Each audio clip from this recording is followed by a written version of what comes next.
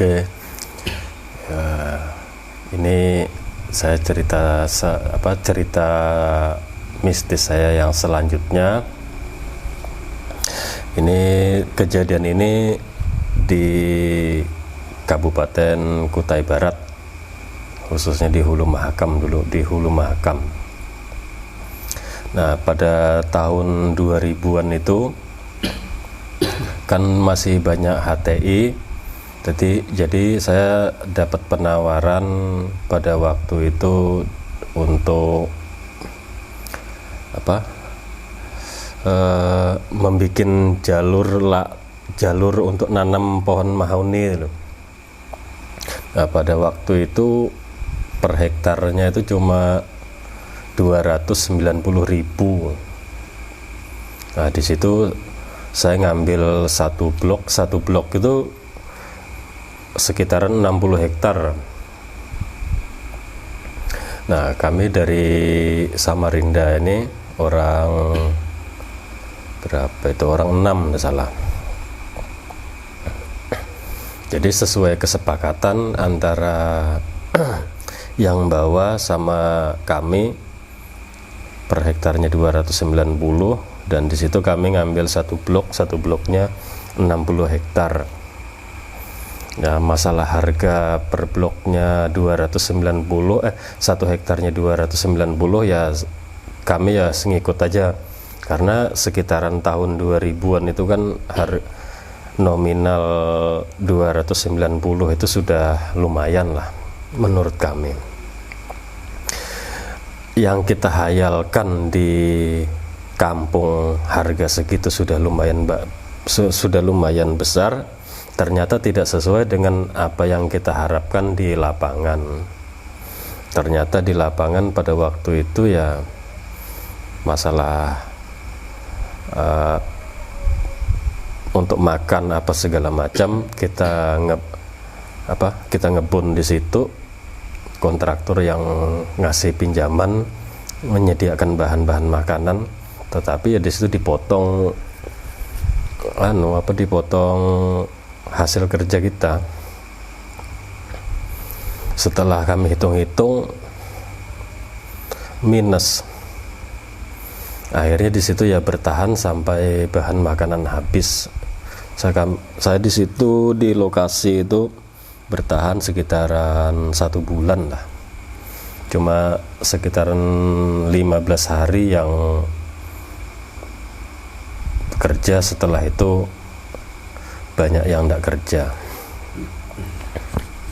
Nah, setelah kami dari Samarinda dibawa ke lokasi, sampai ke lokasi hutan HTI itu tadi, nah kita bikin pondok di situ, tempat tinggal kita.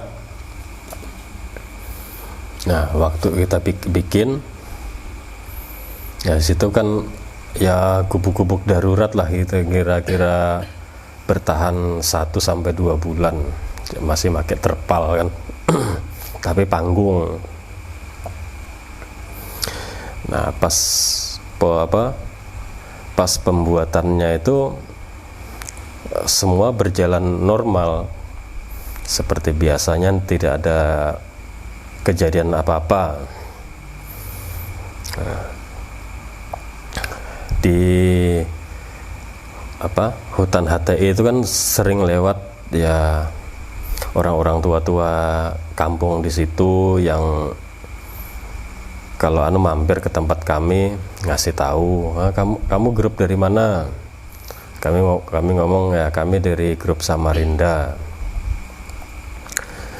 Walaupun satu grup kami itu orang asli Kalimantan, tapi karena kami tinggal di, ya anggaplah kami tinggal di kota, jadi sering dikasih tahu bahwasanya peraturan-peraturan hutan di sini boleh dipercaya boleh tidak, kalau bisa ya ditaati lah, katanya si orang-orang tua di situ. Ya kalau kayak saya selalu mentaati apa yang jadi peraturan adat di situ. Kalau bilangnya orang-orang tua situ tidak boleh gini-gini, ya kita ikuti. Cuma ada satu teman saya yang pola pikirnya mungkin pola pikir modern, dan dia tidak percaya tentang hal-hal mistis, hal-hal yang di luar nalar manusia. Nah, seperti biasa setelah pondok sudah jadi, sudah apa gitu, kami sudah mulai beraktivitas. Ya babati itu kan untuk jalur mau nanam pohon mahoni pada waktu itu. Sudah setengah hari kami nebasi babati itu kan cuma jaraknya sekitaran 2 meter tapi lurus gitu. Ketemu pancuran air. Yang kami rintis tadi, yang kami babati tadi itu ketemu pancuran air kayak di batu-batu gitu kan, kayak batu-batu, airnya mancur. Nah situ di batu tuh bolong lah, mungkin ada segini lah bolongannya itu. Ya jadi air dari atas tuh mancur ke bawah. Ya saya lihat di situ banyak ada ikannya. Kalau kita di sini orang Kalimantan nyebutnya ikan seluang, tapi kalau bahasa umumnya, bahasa Jawanya ikan wader lah. Lah teman saya ini yang satu orang ini, Man, ngomong sama saya, Man, bisa dipancing nih ikan seluang ini. Saya bilangi, nanti kalau mau mancing, kalau sudah istirahat kerja lah, mau kamu pancing silahkan, tidak apa-apa.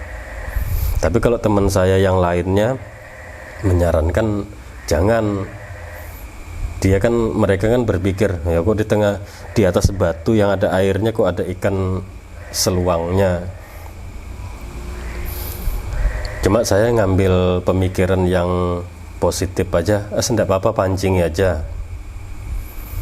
Sekalinya kami kerja, kok si teman yang satu tadi kok malah bikin pancing, cari kayu apa segala macam. Memang kita masuk hutan kan memang sudah membawa senar, membawa pancing itu, kalau ketemu sungai kan dipancingi, kami kerja dia mancingi. Dapat ikan seluang tuh atau ikan wader tuh paling besar-besarnya sejempol-jempol kayak gini, jari-jari kayak gini. Dapatnya tidak banyak, cuma dapat 5 ekor waktu itu. Jadi kami masih kerja, kok dia pulang ke pondok ngomongan bilangnya mau tak masai ini. Nah, kerja terus seperti biasa. Jadi kami jam 4 sore itu pulangan. Jadi pulangan ke pondok tadi, ya mandi, ya sebagian teman-teman menyiapkan masak apa segala macam untuk kita makan malam itu. Nah, satu orang ini tadi masih nyiangi si ikan seluang itu tadi. Saya negur, kalau kamu mau masak ikan itu jangan dibakar, digoreng aja, saya bilang. Saya bilang kayak gitu. Saya pikir tuh nurut diomongin kayak gitu.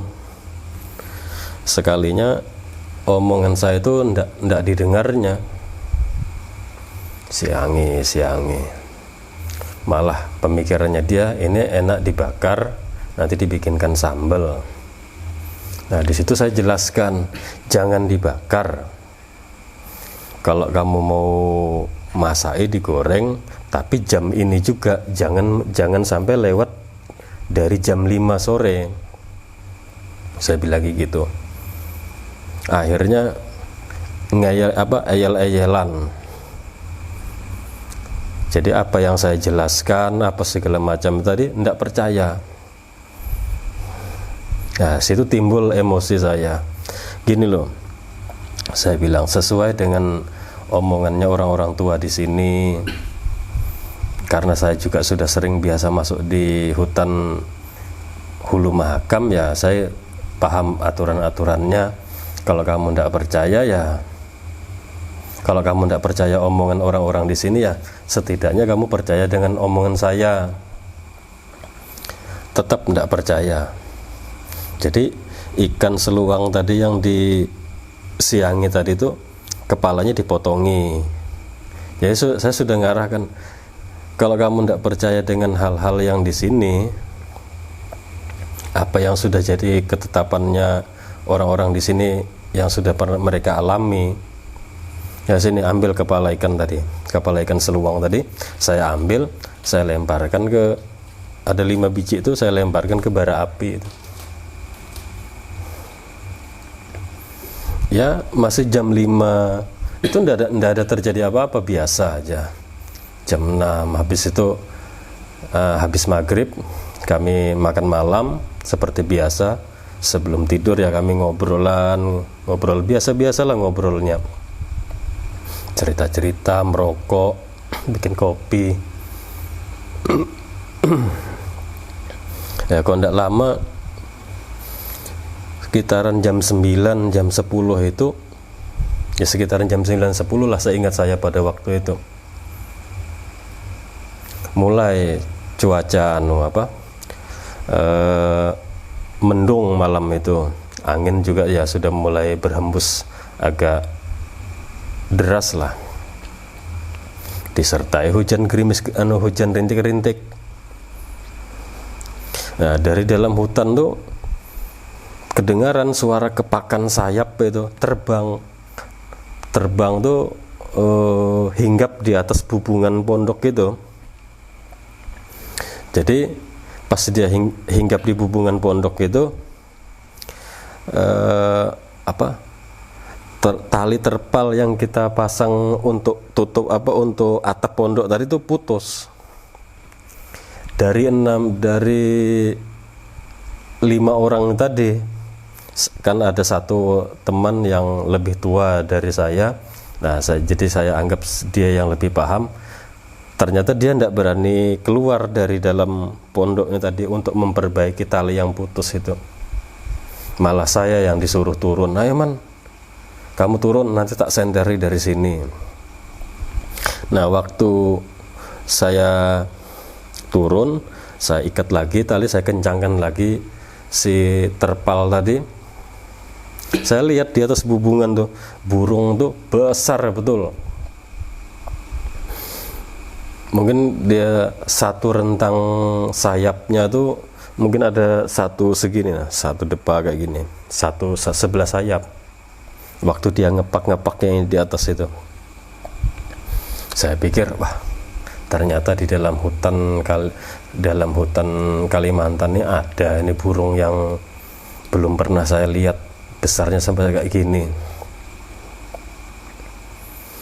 Nah, habis saya ikat, tidak lama mulai hujan deras. Nah, pas mulai hujan deras itu, Karena ya saya juga mikir kenapa burung yang di atas bubungan pondok ini kok tidak terbang-terbang. Secara logika tuh sebenarnya cerita saya sih tidak masuk akal. Kenapa tidak masuk akal? Di waktu hujan deras saya menghidupkan obor yang dari kaleng, apa itu waktu itu, kaleng susu baru dibikinkan sumbuan itu saya nyalakan. Habis saya nyalakan, saya taruh di depan pondok itu, di tanah itu, dan posisi itu kehujanan. Secara logika akal manusia itu tidak masuk akal. Obor yang saya taruh di depan tuh kena hujan tuh tidak padam. Jadi semua teman-teman tuh ya bingung juga, kenapa ini hujan deras kok tidak padam-padam. Harusnya kan kena hujan tuh padam, ini tidak padam. Akhirnya kita berpikiran yang baik-baik aja. Burung yang di atas yang di atas bubungan tadi masih kepak gitu. Dia ngepakkan sayapnya. Tidak lama hujan sudah mulai reda. Lah burung itu terbang, kelihatan burung itu terbang karena kan pondok kami itu kan tidak ada dindingnya. Cuma rangka pondok baru tutup terpal. Nah, dinding kan tidak ada. Jadi waktu dia terbang tuh kelihatan. Nah, hujan sudah mulai reda. Obor tadi masih tetap menyala.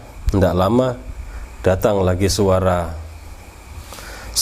raungan harimau. Pertama tuh dia ngelilingi pondok tuh. Cuma disenterin, tidak ada orang, tidak ada makhluknya. Cuma di situ tuh suaranya ada mengaungan itu. Kuruk itu tuh kedengaran ngelilingi pondok itu. Jadi kami masih belum ada reaksi lah, anggap biasa aja. Itu masih kami anggap biasa aja. Nah, yang sudah mulai yang ekstrimnya itu lah, pondok ini tadi kan namanya pondok panggung, digoyang. Nah, waktu dia goyang itu ya kami sudah mulai bereaksi. Ya masing-masing jaga diri. Yang mana pegang senjata tajam ya pegang senjata tajam. Nah, ada satu teman tuh yang lebih tua dari kami. Dia pas waktu itu memang membawa buku Yasin itu. Dia membaca surat Yasin itu dari jam 10 itu sampai jam 6 pagi. Karena kejadian itu tadi, dia goyang pondok terus digoyang sambil suara raungan tadi itu ndak berhentinya itu sudah jam 5 subuh.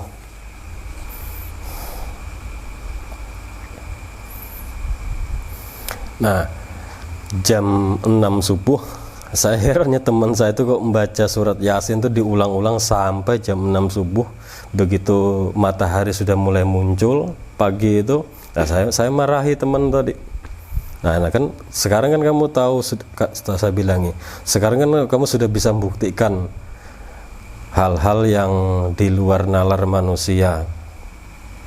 Dia aja teman tuh ndak ada bunyi-bunyi, saya marahi kayak gitu.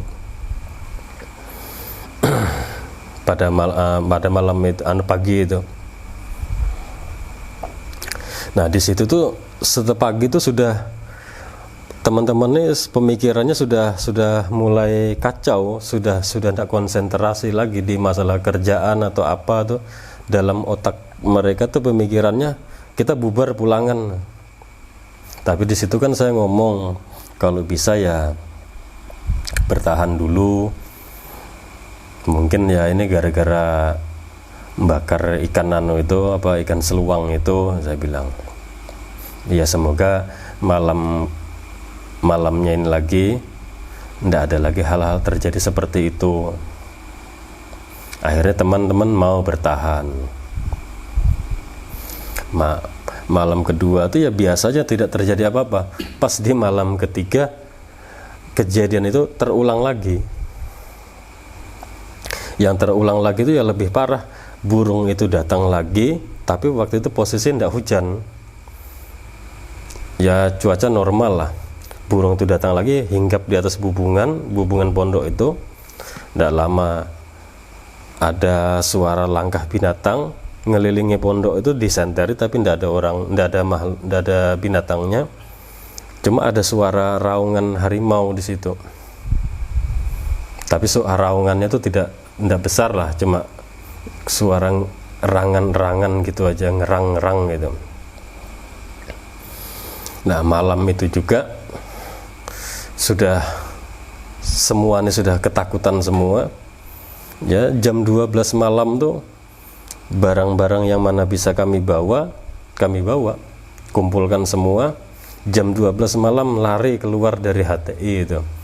Nah, kebetulan jarak sekitaran 2 kilo ketemu satu blok lagi di situ.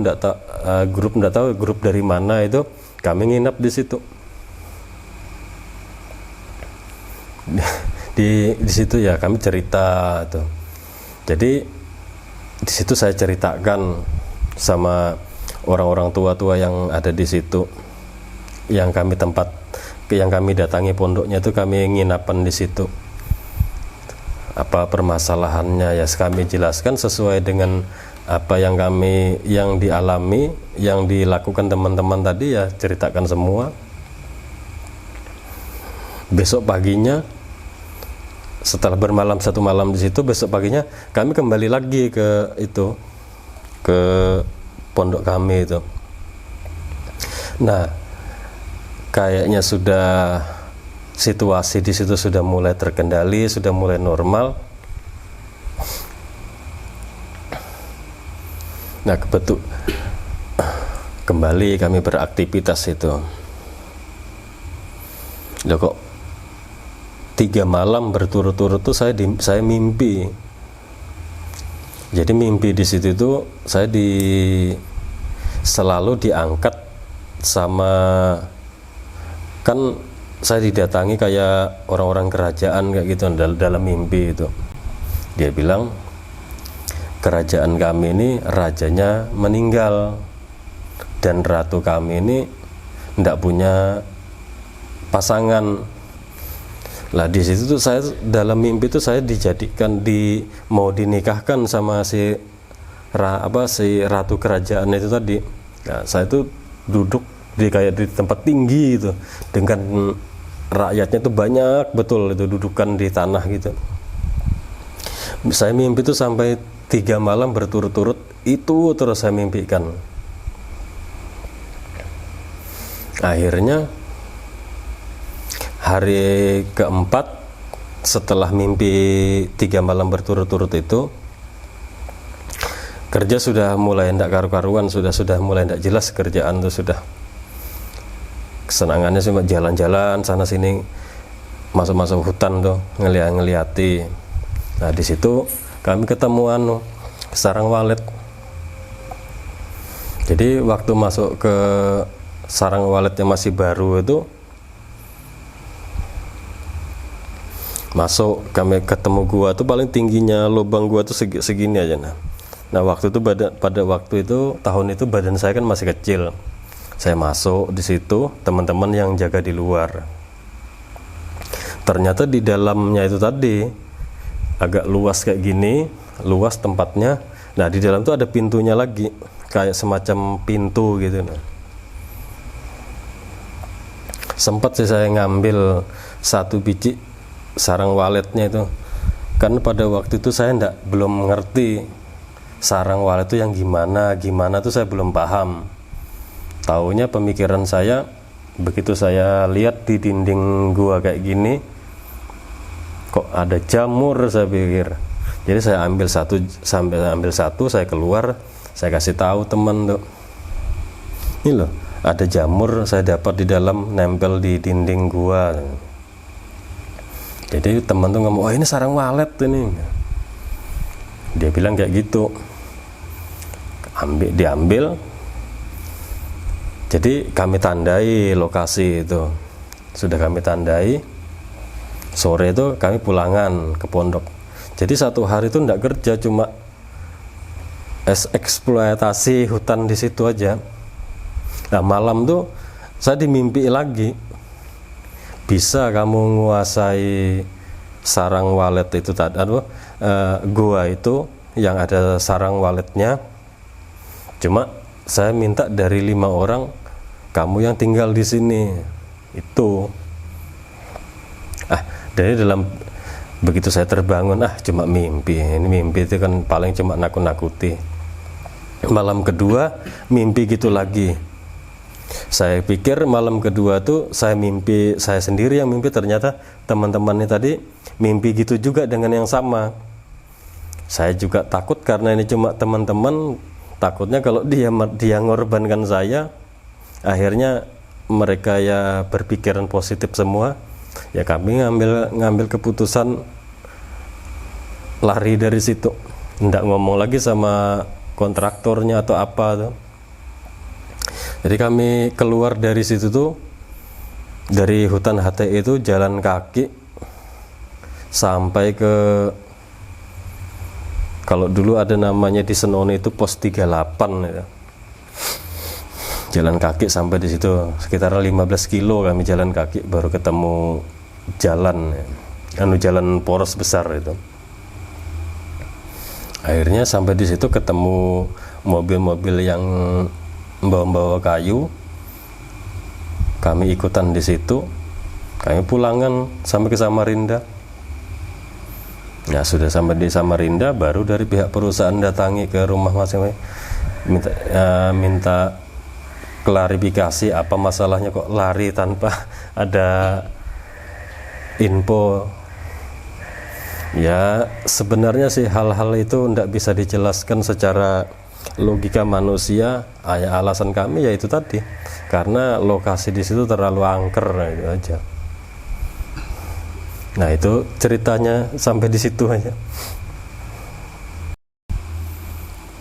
Oke Mas, kita ke pertanyaan. Jadi sudah saya dengarkan, Iya. Ini ceritanya benar-benar di luar nalar lah. Iya. Jadi HTI ini di daerah mana tadi Mas? Daerah Senoni Mas, masuk Kutai Barat, Kabupaten Kutai Barat. Kutai Barat. Itu Masnya berapa orang yang dari Samarinda? Saya ada 5 orang waktu itu. 5 orang. Satu blok berapa hektar tadi? 60 hektar. Satu blok 60 hektar. Iya. Yang ngerjain 5 orang. Jadi situ memang dikerjakannya memang satu blok aja atau lebih banyak? Bloknya banyak Mas. Jadi kita kan satu grup 5 orang. Ya kalau grupnya tuh terserah mau 5 orang, 10 orang. Tapi kan kami dari Samarinda 5 orang. Nah, 5 orang tuh ngambil satu blok dulu. Nah, kami tuh kan belum paham di sana tuh. Saya pikir satu blok tuh 1 hektar. Ternyata satu blok tuh 60 hektar. Nah, 60 hektar, 1 hektarnya pada tahun itu kami dibayar 290.000. Jatah targetnya itu 60 hektar itu berapa? Satu tahun, setahun? Biasanya kalau umumnya itu kan babatnya kan cuma 2 meteran. Jadi bikin dibikin lurus gitu aja. Nah sampai lebar 2 meter, nanti beranu 2 meter gitu, berjarak-jarak gitu aja. Itu targetnya sebetulnya cuma 1 bulan. 1 bulan 60 hektar. Iya. Jarak pohon per pohon cuma 1 meter atau 2 meter?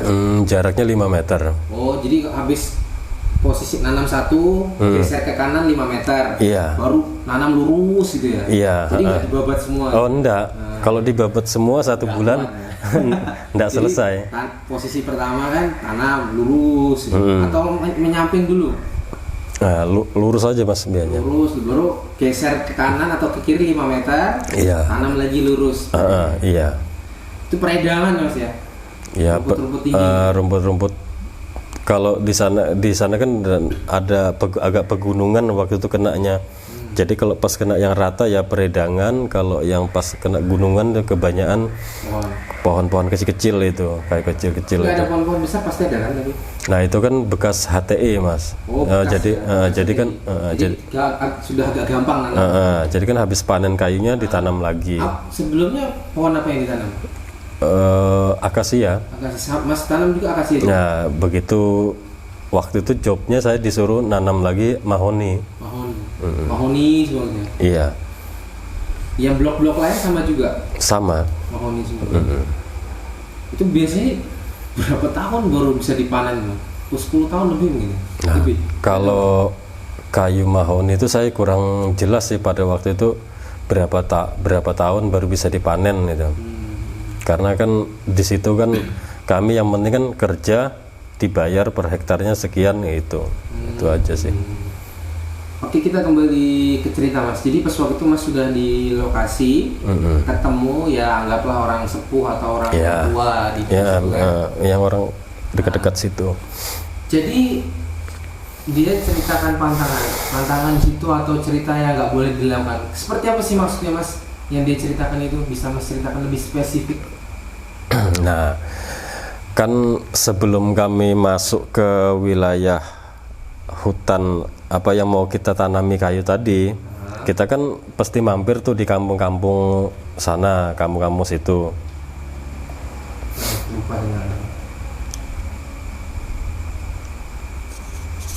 Oke mas.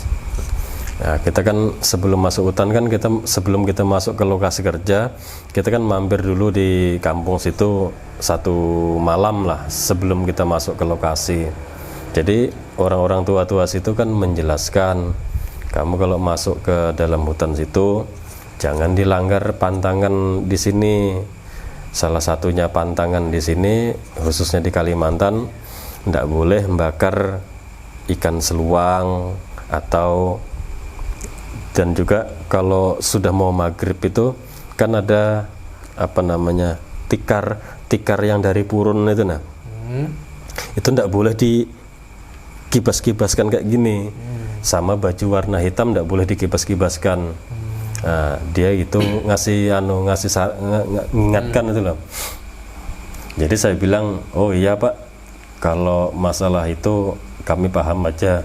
Karena saya sering masuk ke hutan Hulu Mahakam, saya bilang. Karena memang barang-barang kayak gitu memang nggak boleh dibakar di malam hari kan? Iya. Karena bisa mengundang makhluk-makhluk itu di Indonesia.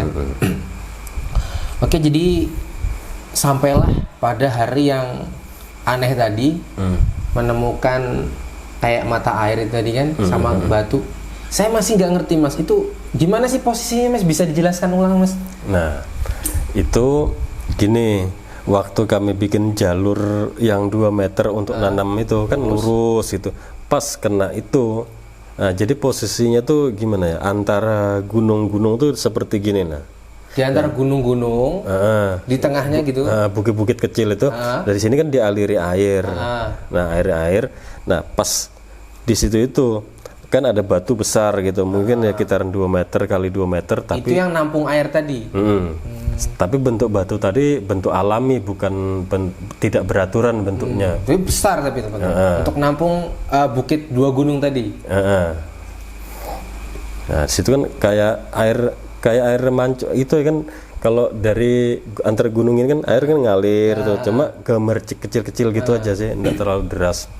Nah, di situ bentuk batu tadi tuh bentuknya tidak beraturan ya, bentuk alami. Memang bolongnya itu mungkin karena wis masalah usia atau masalah waktu kan, kita enggak tahu. Lama kan bahasa tergerus gitu kan. Iya. Itu seberapa lebarnya mas bisa ingat? Panjang atau lebarnya dari batu tadi dan air tadi? Sekitaran 1 meteran aja. Diameternya itu cuma 1 meter yang ada airnya itu. Dan itu nggak terlalu dalam airnya? Nggak terlalu dalam, cuma ya sekitar sepandangan mata melihat lah pokoknya. Ya itu pernah saya cocok pakai kayu, itu sekitar 40-an cm lah dalam airnya. Tapi kelihatan batu sama ikan-ikan. Nah, ikan kelihatan, ikan-ikan seluang itu kelihatan. Kalau seluang memang gampang hidup, nah, jadi dia pasti ada sih biasanya. Iya. Jadi itu aja tempat yang bisa dipancing itu, atau tempat yang lain ada yang pernah dilihat bisa dipancing? Kan rawa harusnya banyak juga di situ. Itu sebetulnya di situ nggak ada tempat mancing, kan perbukitan mas. Jadi nggak ada memang rawanya. di situ sudah bekas HTI sama sekali, nggak ada tempat yang bisa buat mancing gitu memang. Kayak rawa-rawa nggak ada ya? Nggak ada rawa-rawa kan pas kena bukit semua perbukitan. Jadi memang sudah dari awal mas sudah bekas HTI bagus gitu tempatnya, tinggal digarap ulang gitu modelnya. Iya, digarap. Cuma posisi itu tadi yang karena berbentuk bukit tadi ada bisa arus air tadi jadi gumpalan di situ tadi ya. Iya.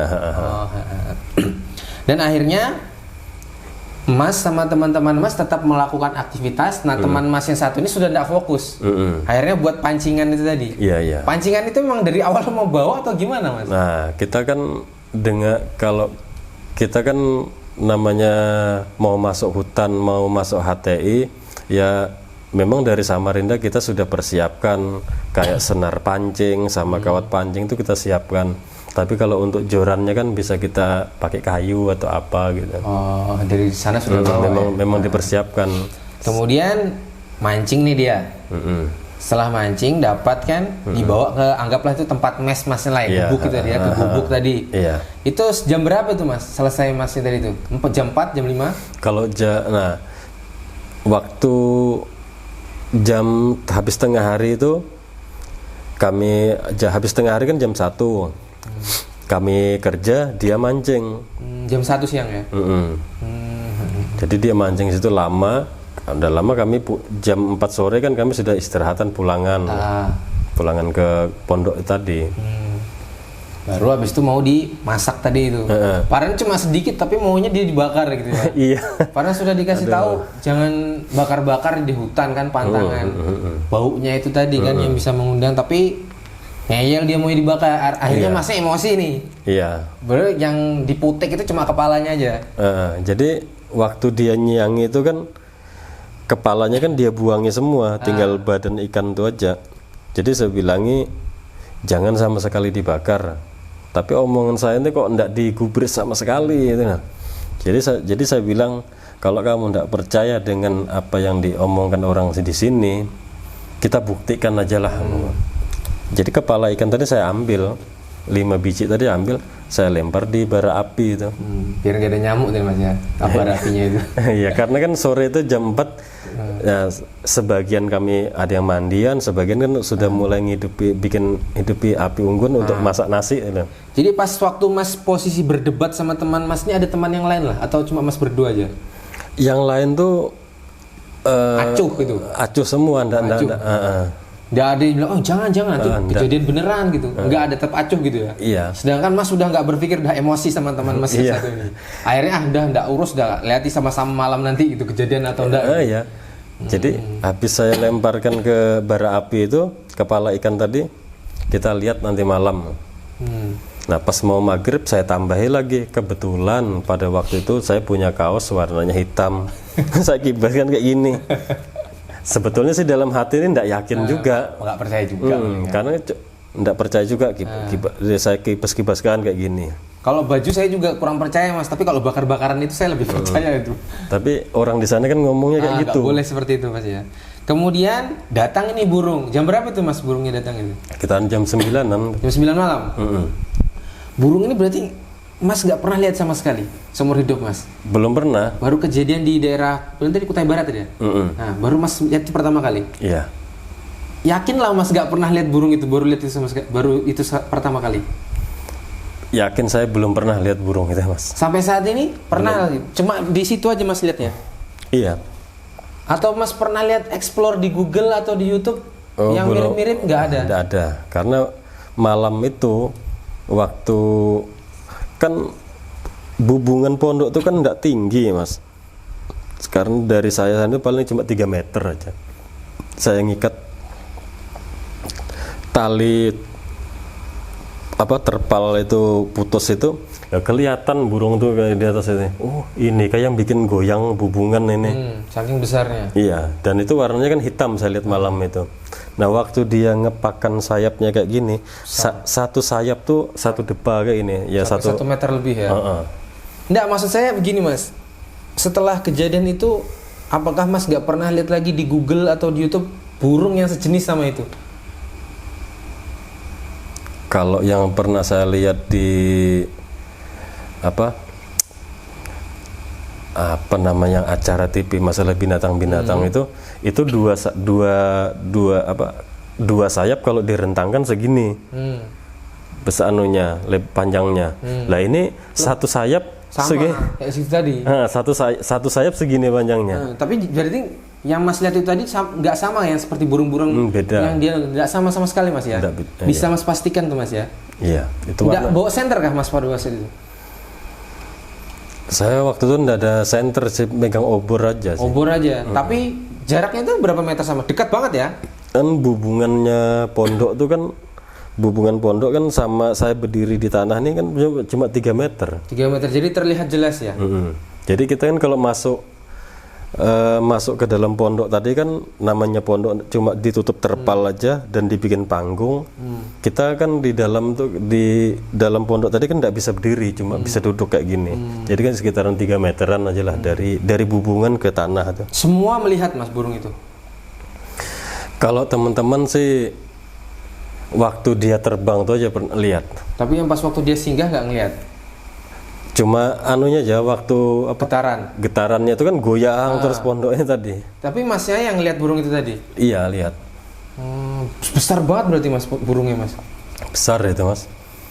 Ya kalau saya ingat-ingat itu waktu dia hinggap di atas bubungan pondok tuh aja mungkin kayak satu drum tuh besarnya. Gede banget ya. Burung apa ya kira-kira ya? Nah, begitu selesai hujan kan waktu itu kan hujan rintik-rintik. Nah, waktu terbang tuh kelihatan kan pondok kami kan menghadap ke timur. Jadi waktu dia terbang ke sana ke arah timur. Kayak terbangnya pendek lah atau tinggi? Pendek aja. Ya, berarti burung besar ya. Ada Masnya pernah lihat burung kasuari yang dari Papua yang gede itu? Iya. Mungkin mirip seperti itu ya? Iya, kurang lebih segitulah. Tapi burung kasuari itu sayapnya nggak terlalu lebar sih? Kalau kasuari sih nggak lebar sayapnya. Cuma kan besar banget kan burungnya. Dan burung itu sih nggak bisa terbang tinggi emang. Mungkin itu sih burungnya. Tapi nggak tahu juga Mas ya? Iya sih. Aneh juga. Tapi kalau burung kasuari ini kayaknya nggak biasa singgah sih di pohon atau dia di tanah tuh. Dan nggak pernah lihat burung itu lagi Mas ya di manapun selain di situ ya. Iya. Tapi pas waktu posisi di situ 2 kali Mas yang lihat burung itu. 2 kali. Burung yang sama atau yang burung yang berbeda? Kalau dilihat dari warnanya sama kepakan sayapnya itu ya burung yang sama sih. Yang sama ya. Bisa Mas, ingatlah ciri-ciri burungnya kayak apa? Warnanya jelas hitam. Kepalanya hitam semua kan ada paruhnya putih ya? Malam itu saya tidak terlalu memperhatikan bagian kepalanya. Ya namanya kita manusia kan ada was-was takut juga. Yang penting gitu ya? Yang penting kita lihat gitu, burung. Cuma kenapa saya tahu kalau lebar satu sayap aja segini, dia kan di atas tuh gini terus. Kepak-kepak gitu. Nah gitu. Emang kalau burung besar emang nggak takut deh deket-deket situ, padahal ada manusianya di situ. Ya itu mana malam lagi tengah jam 9, jam 10 malam itu. Saya lupa nanyakan nih Mas, kejadian tahun berapa nih? Tahun 2000. 2000 berarti sebelum Wokar tadi ya? Iya belum. Oke, jadi setelah burung itu tadi pergi, baru yang gubuk Mas digoyang tadi nih. Di malam yang sama ini. Ingat Mas, ya di malam yang sama. Jadi Mas bener-bener dengar suara raungan macan itu tadi ya? Itu semua temen dengar semua. Semua temen dengar semua Mas ya? Jaraknya berarti raungannya dekat banget itu? Ya dia cuma ngitarin gubuk tadi Mas ya? Gubuk itu pokoknya. Seberapa ukuran gubuknya tadi Mas? Ya ukuran gubuknya 3 meter kali 6 meter. Oh, lebar juga ya 6 meter. Karena 5 orang ya? Iya 5 orang. Dan itu ngitarin itu Mas ya? Dan 5 orang itu gak ada yang lihat semua? Kalau waktu dia ngitarin itu kan kami kan dalam posisi terjaga semua, dudukan kayak gini. Ya tahu. Cuma kita ndak ada yang ngomong gitu lah. Cuma sama-sama ngelirik-ngelirik gitu. Ada kayak yang ngitarin gitu, tapi nggak ada yang lihat gitu. Nggak ada orangnya makhluknya nggak kelihatan. Nggak kelihatan. Padahal kanan kiri itu ya harusnya kelihatan Mas ya. Harusnya kelihatan barang seperti itu. Cuma tiba ada suaranya gitu. Itu suara erangan harimau tuh kedengaran betul.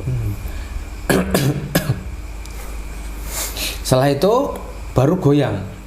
Iya, kayak apa, gubuk tuh kayak digoyang-goyang gitu. Jadi bukan karena goyangan angin hujan deras tadi itu ya? Enggak, itu kan sudah setelah hujan. Oh, setelah hujan ya. Kalau dorongan hujan itu kan kayak terus iya. ya. Kalau ini emang kayak didorong-dorong gitu. Setelah hujan apa?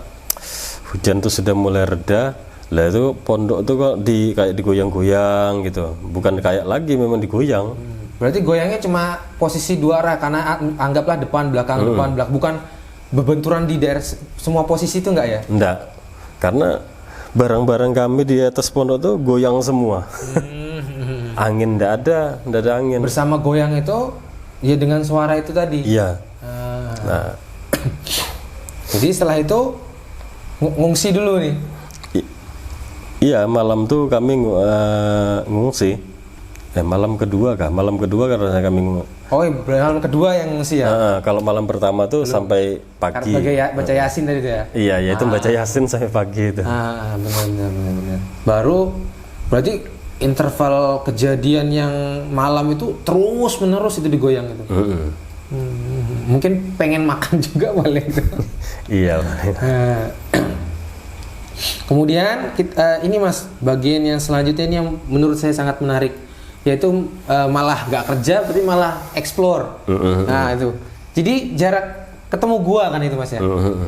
Jarak Mas atau tempat gubuk Mas ini tadi ke gua itu tadi jauh banget kah? Ya sekitar 200 meter lah Mas. 200 meter ya. Itu berarti masih daerah HTI kah atau masih di dalam lokasi HTI? Di gunung berarti itu? Iya. Gunung ada guanya. Guanya itu seingat Mas ukuran berapa itu? Tingginya, lebarnya? Kalau lubangnya mau pintu guanya untuk masuk tuh cuma kecil, sekitaran 60-70 cm lah, segini aja. Satu orang muat masuk lah. Satu orang ini masuk, tapi di dalam luas gitu tempatnya. Itu batu kah tanah Mas guanya? Batu gitu ya. Baru Mas masuk ke dalam itu tadi, yang menemukan burung sarang walet tadi itu? Itu saya masuk baru sekitaran kurang lebih 6 meteran lah. 6 meter. Nah, di situ tuh sudah kayak gini mentok sudah. Tapi ternyata di situ masih ada lagi untuk masuk lagi, lebih lewat kecil tapi di bawahnya, cuma saya tidak berani masuk. Lebih kecil ya lubangnya gitu. Mungkin walet yang lain mungkin masuk ke dalam. Jadi itu siang hari padahal Mas ya? Siang hari. Nggak bawa senter tapi berani masuk? Saya bawa senter sih nggak bawa senter sih, korek gas ini aja. Oh, main gas itu aja. Dan di dalam itu kan ada sarang waletnya, nggak ada burungnya? Ya pas saya masuk tuh kebetulan pas nggak ada. Pas nggak ada ya, tapi ada sarang waletnya itu. Banyak lah, nggak kelihatan Mas ya? Nah waktu itu kan ada beberapa biji nempel di dinding batu kayak itu. Nah saya kan seumur hidup kan belum pernah lihat sarang walet. Karena memang tahun 2000 tuh belum booming banget sarang walet. Jadi saya pikir kok bagus betul ada jamur kok bisa tumbuh di dinding batu. Saya songkel kayak gini pakai parang Malaysia tuh, tempel, ambil, bawa keluar.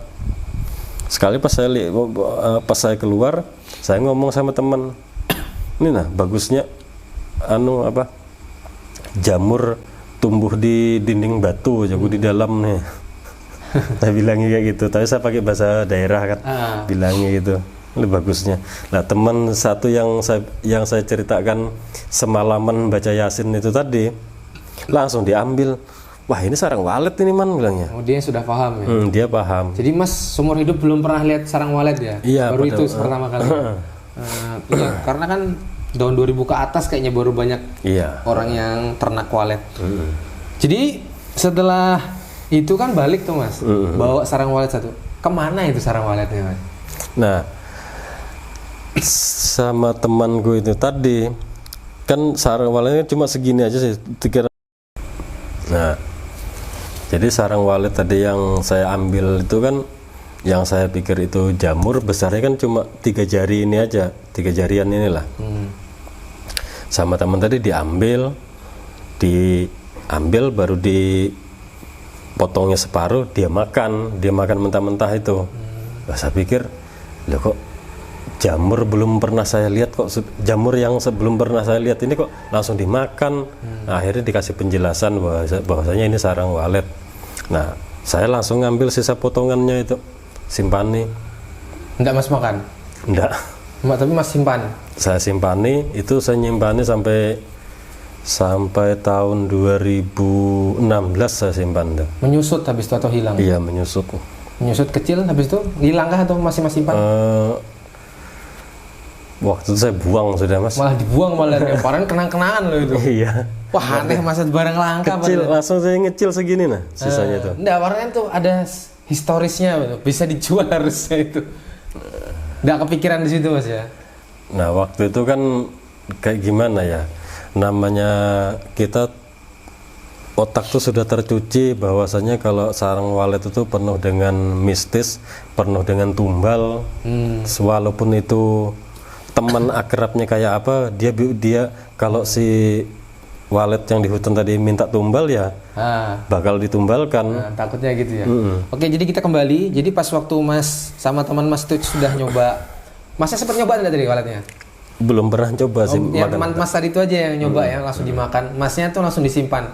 Nah, setelah itu kan Masnya selama 3 hari berturut-turut dimimpikan ya, bener ya? Iya, 3 hari berturut-turut ya? Iya. Nah, pada saat waktu 3 hari berturut-turut itu, Masnya itu tetap bekerja kah atau coba datangin ke gua itu lagi? Nah, dalam 3 hari berturut-turut dimimpikan, kalau saya 3 hari berturut-turut dimimpikan, hari ketiga kan teman-temannya kan mimpi juga. Kalau saya berarti kan sudah 3 kali berturut-turut. Itu sudah tidak ada aktivitas lagi. Dalam otak tuh pikirannya pulang aja sudah ini. Enggak, maksud saya pas waktu setelah temannya makan, Masnya nyimpan itu kan hari selanjutnya, hari pertama, hari kedua, hari ketiga itu kan siang hari. Itu kan harusnya Masnya bekerja semua kan. Apakah nggak ada inisiatif untuk ke gua itu lagi? Ada inisiatif ke gua situ lagi. Itu kami ada ke situ lagi. Cuma enggak di tempat yang itu lagi. Nah, gua yang pertama kami masuk itu kan ketutup rumput itu. Karena tempatnya kan lubangnya kecil gini aja kan, ketutup rumput, kami tandai di situ. Nah, ada teman satu tuh dia bilang ditandai aja, siapa tahu nanti lokasi ini bisa disurati bilangnya. Jadi dijadikan hak milik. Cuma ya karena mimpi itu tadi sih kami nggak berani situ lagi. Nah, habis itu kami ke tempat lain, agak naik ke atas gitulah sedikit itu, mungkin ada jarak sekitaran 30 meter lah, naik ke atas perbukitan lagi itu.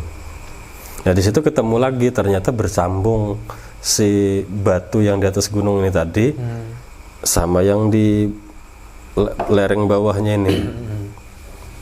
Seperti itu, nyambung dia Mas ya. Itu kan tahun 2000 Mas. Gimana sekarang perusahaan HTI-nya sampai sekarang Mas, 2024? Ada udah Mas dengar kabar? Masihkah ada nih HTI? Sampai hari ini sih belum ada kabar tentang itu. Cuma waktu setelah kami sudah pulangan ke Samarinda, nah saya menceritakan itu, saya lihatkan buktinya, ini loh sarang waletnya, walaupun tinggal sedikit. Nah, itu saya sempat waktu itu ada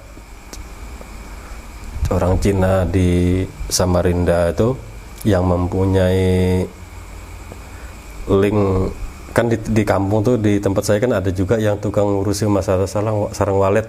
Nanti ada yang tukang mendanai itu. Yang nampung. Nah, waktu itu saya sama orang di kampung tadi, saya diajaki ke sana ke Hulu Mahakam itu. Oh, untuk memastikan itu lagi dan mereka mau ngambil gitu kah? Nah, jadi yang orang Cina ini tadi itu sudah danai. Pas naksir dia sama itu. Itu loh, tahun 2000-an tuh saya disediakan uang 5 juta sama motor legenda. Banyak itu Mas. Nah, waktu itu motor legenda kan yang pas boomingnya tahun 2000 itu, motor legenda itu. Nah, saya enggak mau ngambil. Cuma di situ saya sudah ngeyel, enggak mau ngambil. Enggak mau ikut. Kalau kalau memang orang-orang tuh mau ke sana, saya cuma ngasih petanya aja, saya bikinkan peta itu. Tinggal tanya orang sana nanti gitu ya. Tapi kemudian berangkatlah orang Cina, tetap tidak berangkat. Kalau orang Cinanya sih tidak berangkat, nyuruh orang aja. Terus Mas dengar kayak apa kelanjutannya? Tidak ada lagi dengar. Itu setiap hari Mas, orang yang di kampung tadi itu mendatangi saya. Memang uang dananya sudah ada. Nah, sampai dia mendatangi orang tua, ada yang di daerah Resak. Sebelum anu tadi. Kota Bangun itu, nah, daerah Resak. Ternyata itu masih keluarga sama saya. Sampai dia datang ke Samarinda sini, jelaskan kamu itu man masih keluarga gini-gini apa segala macam. Ayo sudah, masa tidak percaya sama paman sendiri? Di situ saya juga kan punya guru ngaji pada waktu itu Mas, dan juga saya juga punya orang tua angkat, ya orang Dayak asli di Hulu Mahakam sana, ngasih kabar sama saya, biar gimana man kalau masih teman atau keluarga, kalau masalah urusan walet di hutan ndak usah, kamu bakalan ditumbalkan, bilangnya. Takutnya seperti itu Mas ya? Iya. Dia bilang kayak gitu, jadi saya tidak mau berangkat. Yang mengaku masih paman saya itu setiap pagi itu jam 6 tuh sudah ada di rumah sana, padahal jauh dari Resak ke sana tuh. Pengen ngajak terus ya? Sampai menjelaskan sama orang tua di rumah tuh gini, saya tidak mau. Akhirnya hari keempat dia kembali lagi mendatangi saya, dia kecelakaan di Jembatan Mahakam tuh. Meninggal? Meninggal. Saking pengen banget itu dapat walet itu. Cuma teman yang satu tadi ya tetap dia ke sana. Yang disuruh sama orang Cina tadi. Tetap dia ke sana sesuai dengan yang saya bikinkan peta. Tapi nyatanya sampai sana tidak ketemu juga. Tidak ketemu, susah mungkin ya. Karena namanya seluas itu. Kalau tempatnya sih, kalau di jelas dia bisa nemukan. Cuma harusnya ya. Di situ. Selang berapa lama itu Mas? Gak lama banget ya, paling berapa hari setelah Mas pulang itu aja ya? Oh, kejadian itu sudah sekitar 6 bulan habis saya pulang tuh Mas. Berarti sudah tumbuh-tumbuh pohonnya mungkin itu yang membuat dia kurang lihai untuk cari lokasi itu. Dan setelah itu pulang dia, gak ngomong sama orang Cina, gak ketemu kan? Pulang tetap aja ngeyel datangi aku, bilangnya kalau kamu man ndak ikut ndak bakalan ketemu kayaknya. Ndak bakalan ketemu. Jadi saya bilang saya ke sana.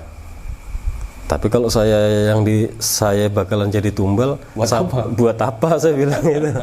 Terus teman-teman Mas yang lain kayak mana, yang didatangi juga lah sama orang Cina tadi? Enggak.